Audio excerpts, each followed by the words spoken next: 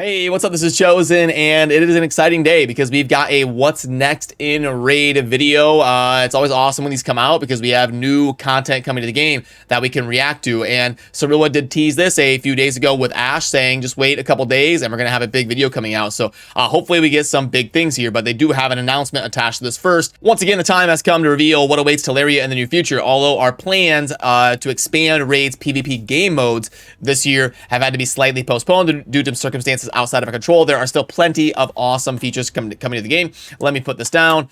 Prepare to take on a brutal new dungeon. Okay, so we're going to find out what that dungeon is on the far left of the dungeon map. Awaken your champions to reach unseen levels of power. That'll be like a new type of ascension. Challenge fate itself. Interesting. Get a first look at new warriors coming to join your quest against Siroth. And we can then view the video. Okay, so let's pull it up. Hey everyone, just like we promised, our What's Next in Raid series is back on track. It's been a long wait, but don't worry, we're sure you're going to love what's in store. Let's start with the big stuff. Introducing Awakening. We've been working on this for a while, and we're finally ready to share an overview with you. Awakening is a huge feature, and there's a ton to explore and experiment with. Think of it like we took the best parts of Masteries and Ascension, then mashed them together for some tasty raid goodness. We'll tell you how it works in a minute, but first let me tell you why you should care. Awakening your champions lets them align to a divinity of your choosing to get blessings that will help them in battle. These blessings are like super-powered passive skills that boost stats and give your champions some crazy benefits and effects. Blessings that will help See if we can see what they got here, or like see them in battle. Listed. These blessings are like super-powered passive skills. I think they started. Okay, so this champion will receive less damage when under stun and stuff. Okay, that's kind of like a mastery type thing. Boost stats and give your champion. Wait, we had one there for a second. Partially filled champions terminated whenever a debuff is played. Okay, so yeah, they were right. It's kind of like super master each round. A number of the champion's hits will ignore a percentage of defense. Okay, cool. Crazy benefits. Increased damage inflicted by HP burn debuffs. Okay, so yeah, stuff like this will start to really stack and be super impactful. Effects. Oh, wait, we had another one there. Has a chance of placing... I love that. Polymorph has a chance of placing a sheep debuff on... Okay, Plarium's obviously trolling and memeing here, but that'll be funny. Sheep debuff on enemy champions for 2 turns whenever they place debuffs on this champion, or remove or steal buffs from this team. Okay, whenever a sheep debuff expires, okay, this is just getting wild, but all right, let's see what we got going on. We're talking calling in a Reaper to finish off your enemies, stacking lightning orbs that protect your buffs and strike your targets down, a floating ring of bones that spawns from the corpses of allies and summons a mace-wielding undead skeleton to charge at the bad guys, a giant flaming boulder that smites your enemies from the heavens, and the terrifying, tortuous, merciless standard field sheep. And breathe.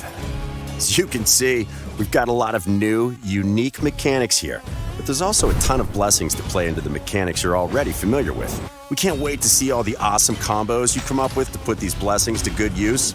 We'll cover them in more detail in a future video, but now you know why you want to awaken your champions. Let's talk about how, starting from the top at the Iron Twins Fortress.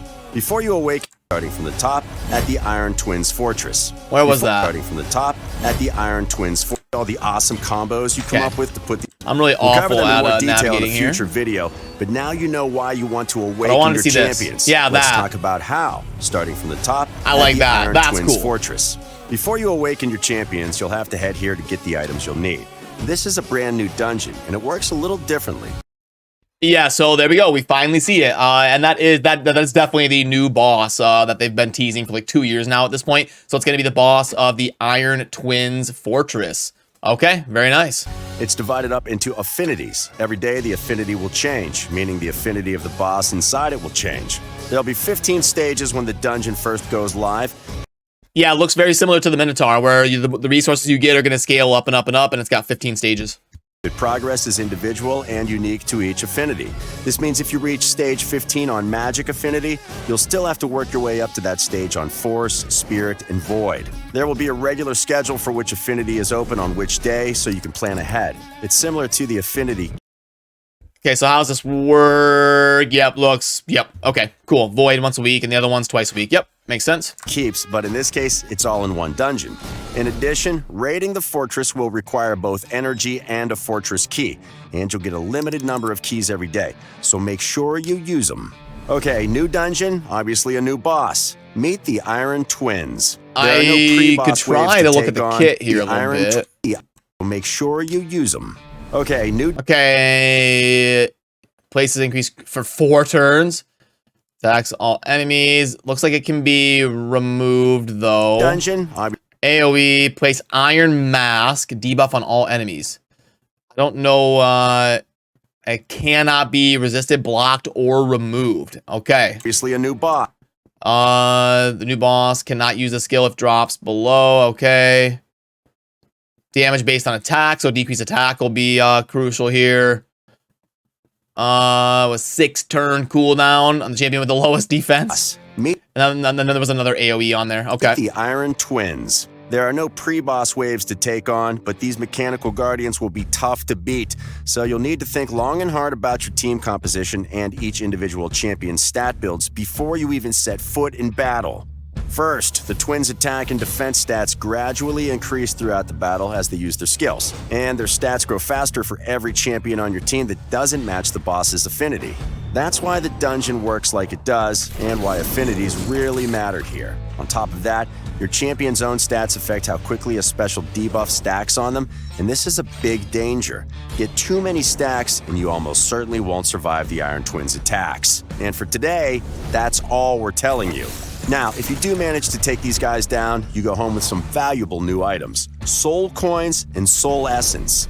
These things are why you came here in the first place, and once you've got some, you'll be heading straight to your bastion, to an all-new building, the Altar of Souls. This is where you'll be the Altar of Souls, heading straight. Okay, so that's what it looks like down there on the bottom right, the Altar of Souls. It's definitely cool. It matches the raid aesthetic for sure. Yeah, okay. I like it. I like how it looks anyway. Bastion, to an all-new building, the Altar of Souls. This is where you'll be awakening your champions using, you guessed it, their souls. To awaken any champion, you'll need their specific soul or parts of their soul split up into pieces.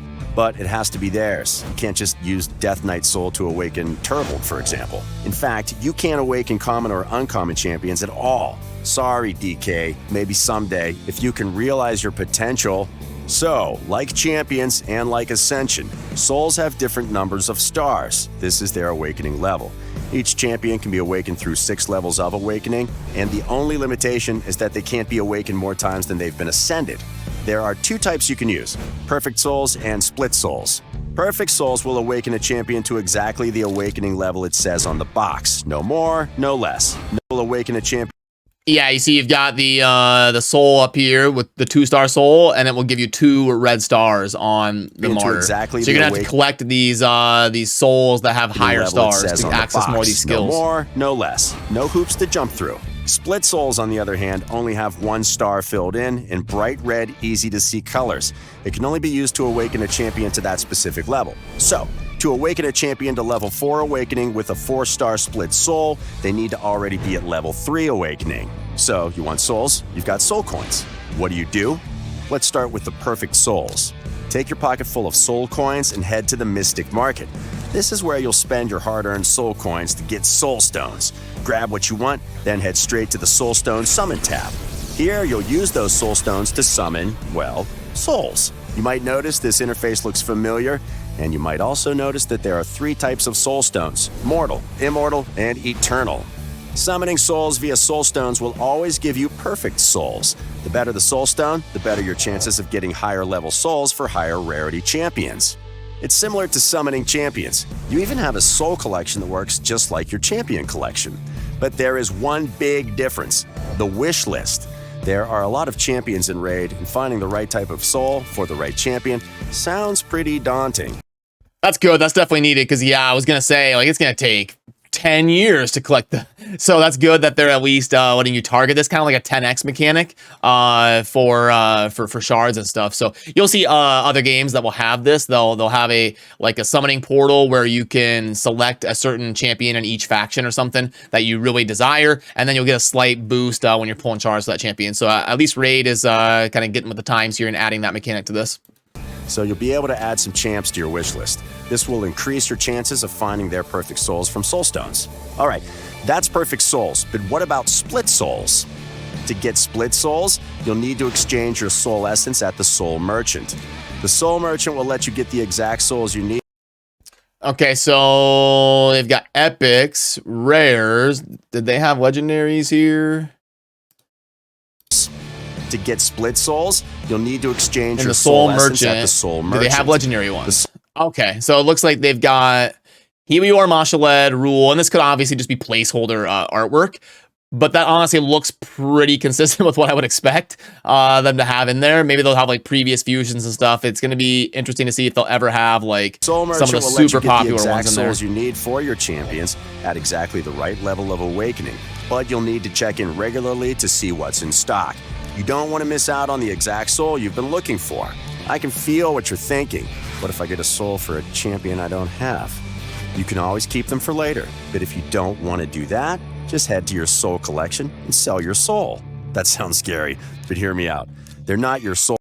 I wish they would, I wish something like this, they would let players trade for. I think that'd be super fun. Like for everybody to be out there collecting souls and trading them like cards. Like let's say you're trying to build Hegemon and I'm trying to build Siphi. We can like get together and have a marketplace and trade souls back and forth. I understand the pitfalls of that. You'll end up with like third-party websites and stuff selling souls, you know, but I do wish they would at least explore something like that. It could be fun to have a community trading these like trading cards because it's not the actual champion. You still have to get the champion, and it might be fun for players to do something like that. Souls anyway. They're your champions, so why should you care? Selling souls gets you more soul coins, which you'll then use for more soul stones or soul essence, and then more souls. You'll almost always have extra souls, so this is a nice, easy circle that helps make sure you're always moving forward on your hunt for souls. All right, so once you've got your souls, you'll want to awaken your champions.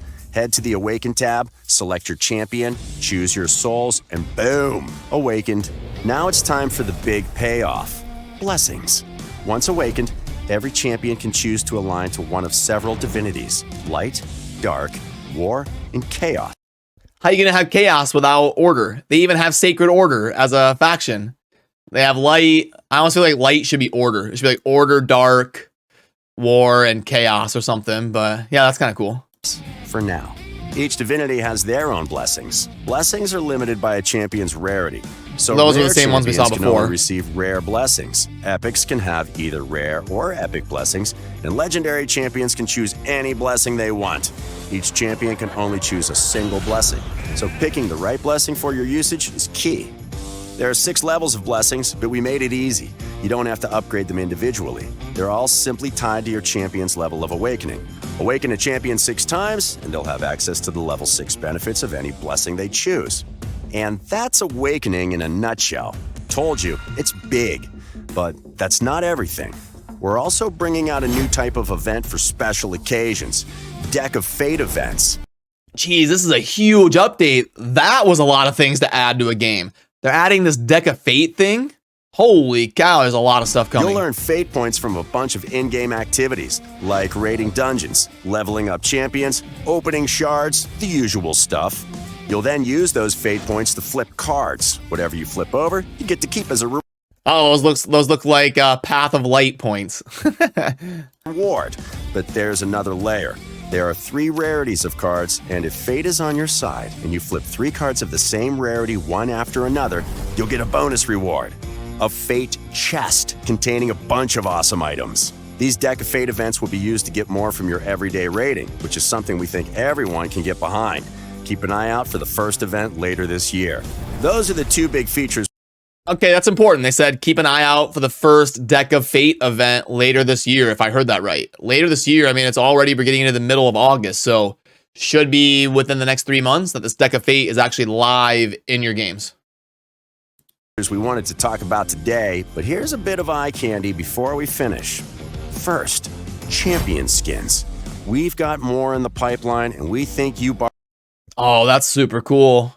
I like that Syl skin. They've done an amazing job on most of the skins. I'd say like 75% of them have been awesome. And then the Madame Saris ones lately were super cool. Barbarian fans out there I like are that going one. to love them, including this more literal spin on everyone's favorite warrior queen, Syl of the Drakes. Yeah, they've been doing like the fire and ice as thing. As always, we've got more champions coming. I'll let the images do the talking here. Most of these are in their final. Oh, I love that. That's awesome. The poison daggers. Yeah. Final stages of development, so you'll be seeing them popping out of shards sooner rather than later. Let us know what kind of champions you'd like to see added in the future in the comments. We've been listening to your feedback, and we will do justice to some community favorites very soon. That's everything. Don't forget to hit like it. Okay, yeah, so, you know, in conclusion here, just kind of going over stuff. The Iron Twins, it's a super cool boss. I like the concept, and it looks like it's bringing some new mechanics. It's going to be similar to, like, a Minotaur. You know, they do the meme with the sheep and stuff. I mean, this looks like a lot. This is going to be, I mean, it's going to be fun to dive into with all these blessings and awakens and Deck of Fate. I mean, this game's becoming like a MMO almost. You're gonna be, it's gonna be like endless amount of time per day to get stuff done. So, it's gonna be interesting. I hope with like, I like adding new stuff. Obviously, I hope they explore some quality of life stuff at the same time as this, similar to like the super raids and letting us use multiple Doom Tower keys and things like that. I hope they explore other options like that in correlation with this, because this is a lot, which is a good thing as long as they, you know, address the time crunch as well. But I love the skins too. The Syl skins look amazing. Let me know what you think down below. If you're excited for this, what you like, what you don't like, and all of that. It's always fun to get your perspective on things that are extremely new like this, and I will keep you in the loop on everything I know as well. So as always, remember to subscribe on your way out to stay in the loop on a daily basis for Raid Shadow Legends. And thanks for watching. I'll see you soon in the next video. Peace.